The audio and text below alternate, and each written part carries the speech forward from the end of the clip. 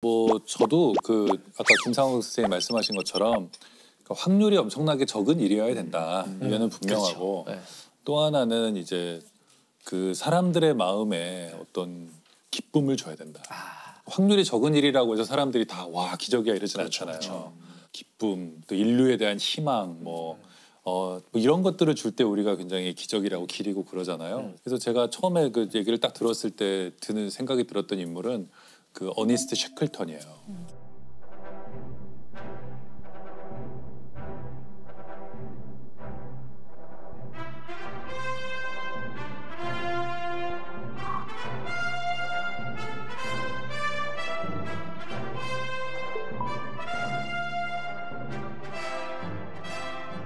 근데 이분은 원래 남극을 아주 젊었을 때 갔어요. 28살에 남극을 그 유명한 스콧 타고 갔거든요. 근데 갔는데 실패하고 돌아왔죠.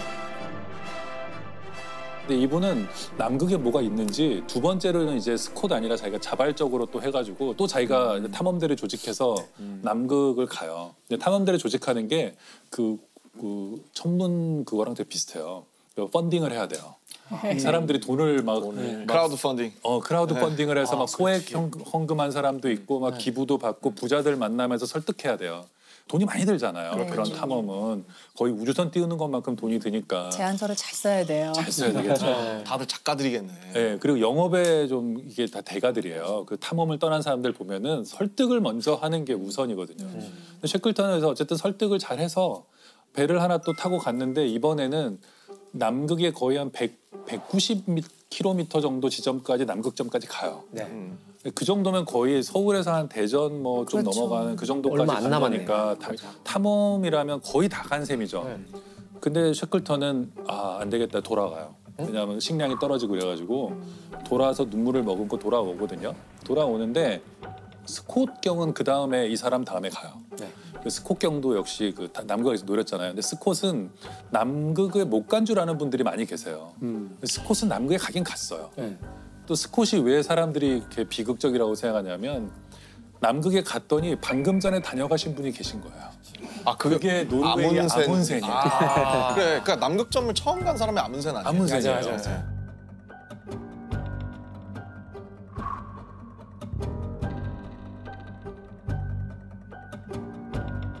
노르웨이한테 지다니 탐험하면 영국인데 그렇게 생각했기 때문에 또 달 탐사를 하듯이 박차를 가해서 그리고 셰클턴은 그래서 뭐 이미 아문센이 정복을 했기 때문에 목표를 이제 또 펀딩을 받아야 되니까 또 가야 되니까. 우리는 횡단을 한다 이렇게 얘기했어요. 횡단. 가서 오는 게 아니라 한번 같은 건너버리겠다. 곳, 질러서 그냥 횡단을 하겠다. 그리고 원대한 목표를 이제 세웠고 이제 그런 경쟁해야죠. 명분으로 셰클턴이 또 펀딩을 해서 세 번째로 배를 타고 가요. 이 투자자들의 마음은 어땠을지가 대단히 궁금한데요. 이쯤 되면. 투자자들은 성공할 거라고 생각했죠. 셰클턴은 벌써 경험이 풍부하고 가서 살아온 사람이 드물기 때문에 저격이라고 생각했을 거예요. 그래서 공고를 냈는데 5,000명 정도가 가겠다 그래요. 이배 같이 타겠다. 그 남극에 가겠다. 근데 뭐 요리사도 공고문을 필요하고. 뭐라고 썼어요? 셰클턴이 뭐 별말 안 썼어요. 남극점 갈 사람? 네, 뭐.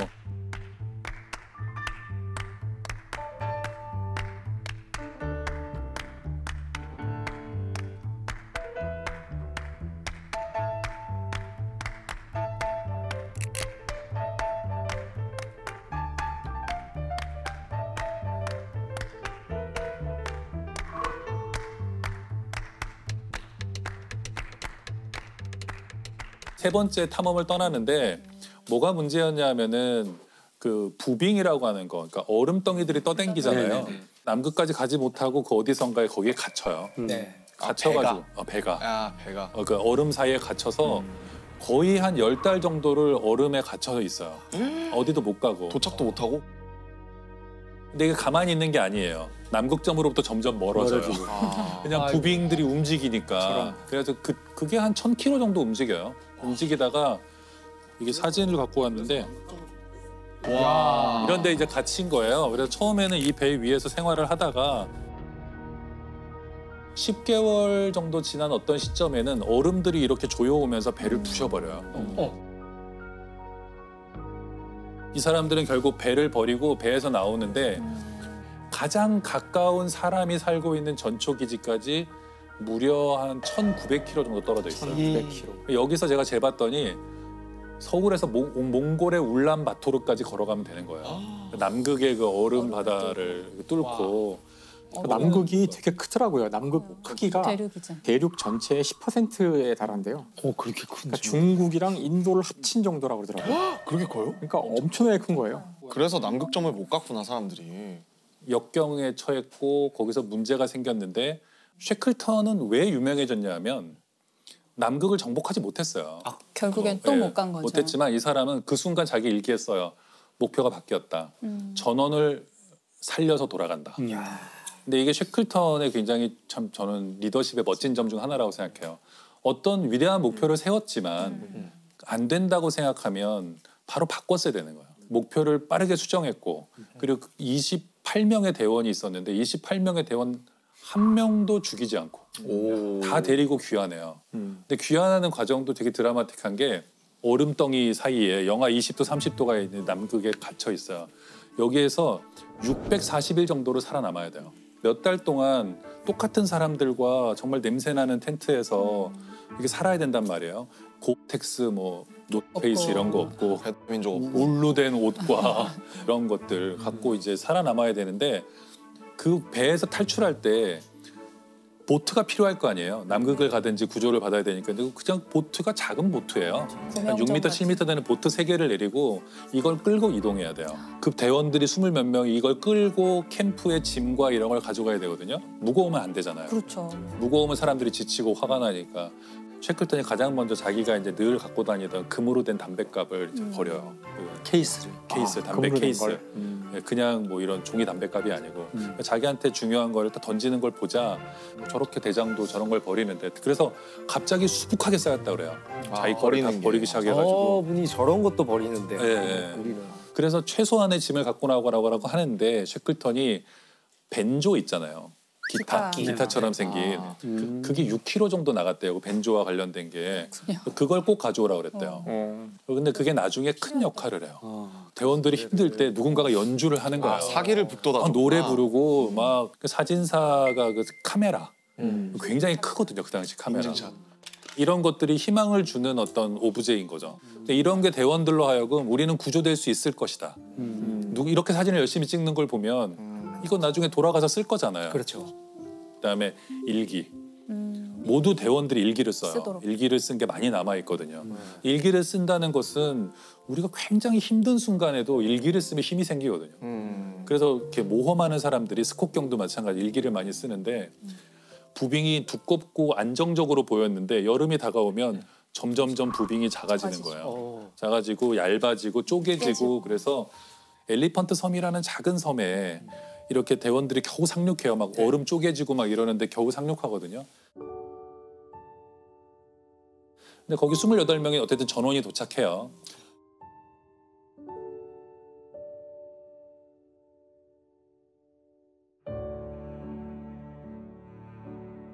물론 자기가 가요. 네. 내가 가겠다 하고 6명의 이제 말하자면 결사대를 뽑죠. 이 아까 그 배를 타고 1200km를 배를 타고 갈 사람. 가는데 허리케인 수준의 바람이 분다고 나오거든요. 남극해에는. 저걸 근데 그걸 타고 뚫고 가서 그건 마치 화살을 쏴서 날아가는 어떤 그 새를 맞추는 거랑 비슷한 그런 항해인데 가겠다. 그 6명을 데리고 가서 결국에는 그 사우스 조지아 섬이라는 데 도착해서 배를 끌고 자기를 기다리고 있는 선원들한테 가거든요. 근데 그 선원들이 넉 달, 5달 동안 반드시 돌아올 거라고 믿고 거기를 이탈하지 않아요. 걔네도 배가 두 척 있었기 때문에 갈 야, 수도 우리도 있었는데. 가자. 우리 잊어버린 것 같아. 이럴 수도 있잖아요. 근데 쉐클턴을 기다려요. 그래서 쉐클턴이 돌아와서 이 사람들을 다 구하고 돌아가요.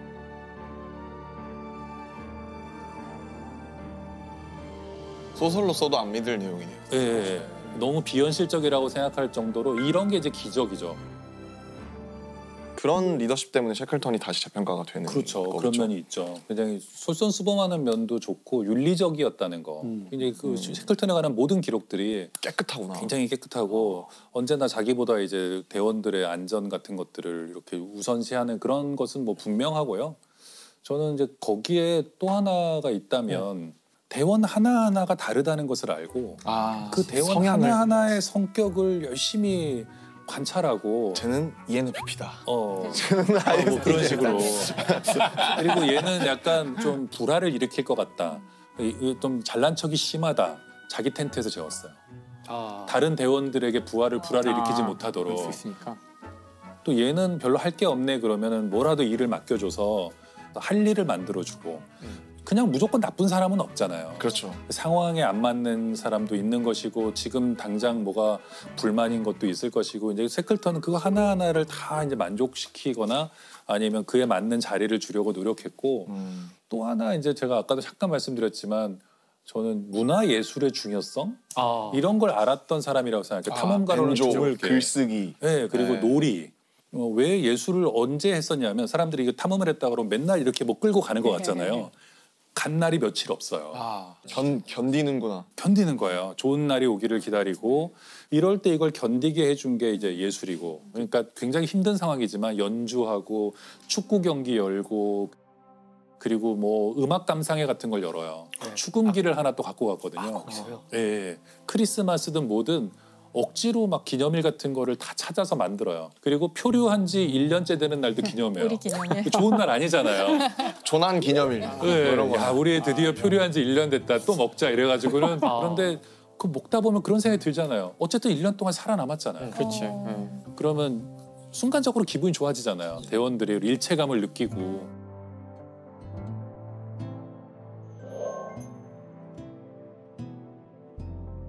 이 사람들이 미치지 않고 서로 싸우지 않고 이럴 때 가장 위험한 게 싸우는 건데 이 비슷한 시기에 캐나다 탐험대가 똑같이 북극 탐험을 가거든요. 네. 여기는 일단 똑같이 그 부빙 속의 좌초예요. 근데 제일 먼저 리더가 이탈해요. 갇힌 지 얼마 되지도 난 않았는데 살겠다. 내가 구조대를 데리고 오겠다 그러면서 자기가 이탈하거든요. 근데 이 사람은 이탈해서 사라져버려요. 리더가 제일 먼저 이탈하자 남아있는 선원들끼리 서로 불신해요. 서로 파벌이 나눠지면서 반목하고 싸우고 죽이고 이래서 거기는 결말이 좀 끔찍했어요. 이걸 보면 쉐클턴 같은 리더가 얼마나 중요한가. 그러니까 신뢰를 주기도 하지만 놀게도 해줬잖아요. 늘 웃음이 끊이지 않았다고 그러거든요. 대원들이 자기 성대모사를 막 하고 그러거든요. 근데 그냥 웃어 넘겨요. 이렇게 하도록 하게 뭐 이러면은 막 웃고. 저희도 애들이 방쇼피님 흉내 자주 냈던 것 같아요. 그러니까 뭐 음악 들으시면 특유의 동작이 나오는데 그걸 뭐 저희끼리 있을 때 뭐 그때 긴장 확 풀리지 않아요? 엄청 풀리죠. 네. 근데 앞에서 해본 적은 아직은 없는 것 같습니다. 의외로 좋아하실 수도 있어요. 그러니까. 네. 저한테 질문하는 것 중에 그런 것들이 가끔 있어요. 그러니까 네.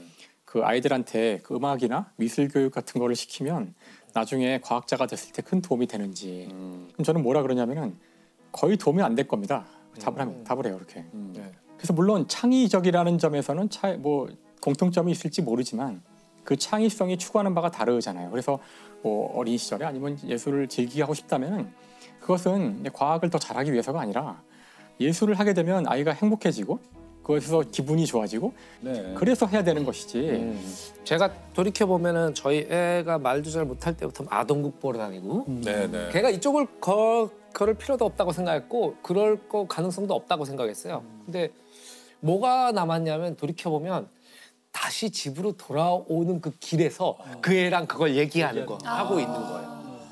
그런 것들이 켜켜이 쌓이면서 그게 추억이 되고 그렇죠. 네, 우리가 좀 힘들거나 뭐 인생이 너무나 좀 팍팍하다고 느껴질 때 그런 추억들을 그렇죠. 떠올리면서 아 그래도 행복했다. 너무 좋네요. 어떤 학부모는 뭐냐면 아까 그 장면에서 뭘 느꼈어?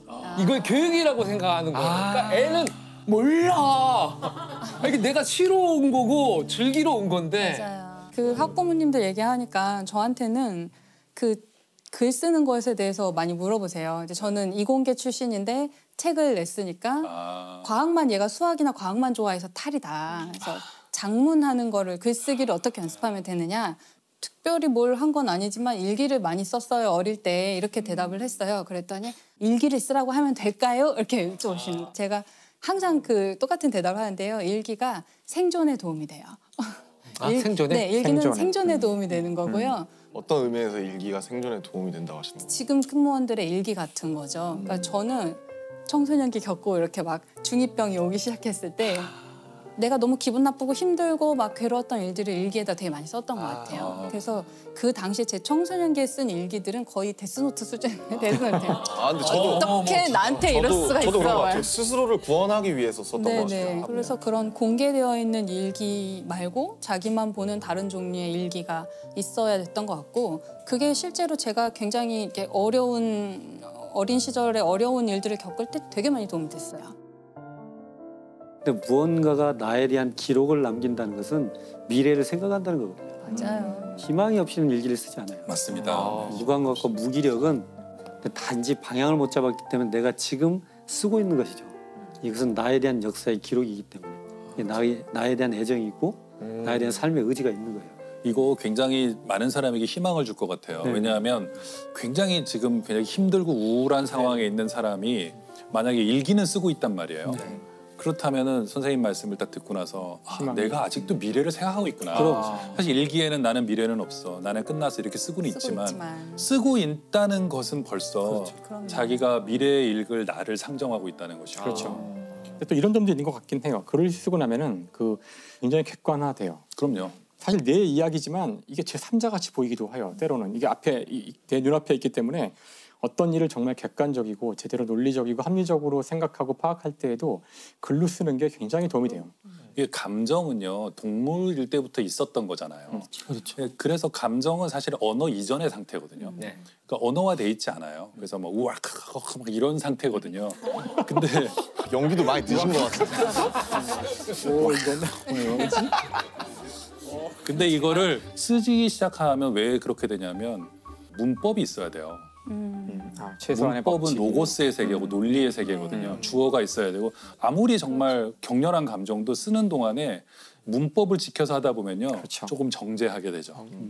정리해 보면 어쨌든 셰클턴의 리더십과 그런 것들이 이제 발휘된 부분이었는데 리더의 덕목 2023년 버전 뭐가 있을까요? 저는 셰클턴 같은 사람이 필요하다고 생각해요. 왜냐하면 앞으로 상당히 몇 년 어려울 것 같아요. 되는 일이 별로 없고 불황이 올 것 같고 세계 경제도 어려울 것 같고 그럴 때 목표를 적절히 수정하고 그것을 구성원들에게 설득하고 견디자. 한 몇 년 견뎌야 될 수도 있다 이렇게 얘기하고 대신에 그걸 견딜 수 있는 여러 가지 즐거움을 제공해주는 노래 리더. 앨범 들어야죠. 그래서 이런 정체기를 견디는 게 해주는 리더십. 저는 사실 또 한 가지 생각해 보면 누구나 자기 자신에게 셰클턴이 되어 주어야 된다고 생각을 해요. 그래서 내가 어려움을 겪었을 때 나를 적재적소에 잘 쓰는 거예요. 나가서 너무 답답하니까 나가서 운동을 하는 게 나한테 도움이 될 수도 있고 앉아서 랩을 쓰든지 노래를 부르든지 하면서 나를 안정시키는 게 지금 최고의 할 일일 수도 있고 지금은 공부를 하는 게 뭐 최고의 할 일일 수도 있잖아요. 그런 누구나 자기 자신의 그 상황에 맞게 자기 자신한테 셰클턴식의 리더가 돼주는 거 너무 중요한 시기일 좋은 것 같아요. 말씀이시네요. 나를 찾아 떠나는 여행. 알쓸인자입니다. 다양한 나에게 자리를 마련해주고. 네. 뭐 사실 좋은 리더란 셰클턴 책을 처음 읽을 때 나와요. 그들은 그 부빙에 갇혔다. 이거 뭐 굉장히 위험한 상황이죠. 그들의 행운은 유일한 행운이죠. 셰클턴이 그들의 대장이었다는 것이다. 이런 리더를 만나는 건 정말 운명이 정해줘야 되는 일인 것 같아요. 전원 살려서 돌아간다. 그거 지켰잖아요. 낭만 있다 진짜. 멋있다. 멋지다. 최고의 행운 셰클턴. 네. 네. 근데 너무 멋있다. 네. 최고의 영웅은 셰클턴이 대장이었다는 것이다. 네네. 그들에게 행운인 것은 셰클턴이 대장이었다는 것이다. 법의학자가 겪은 기적 같은 일은 사실 뭐가 있을지 가장 궁금했던 것 진짜 같아요. 그러네요. 네. 의미를 찾는 인간. 빅터 프랭클이라는 분은 실은 많이들 알려져 있어요. 이분이 1905년에 태어나서 1997년에 돌아가셨거든요. 아 그래요? 자기의 체험 수기를 쭉 일기 형식으로 써요. 책의 제목은 죽음의 수용소에서라고 우리는 번역이 돼 있어요. 정말 아무런 희망이 없는 상태. 아무런 희망이 없는 상태에서 왜 내가 살아야 되는가. 그것을 이제 책으로 써서 전 세계에서 가장 많이 읽힌 책 중에 하나고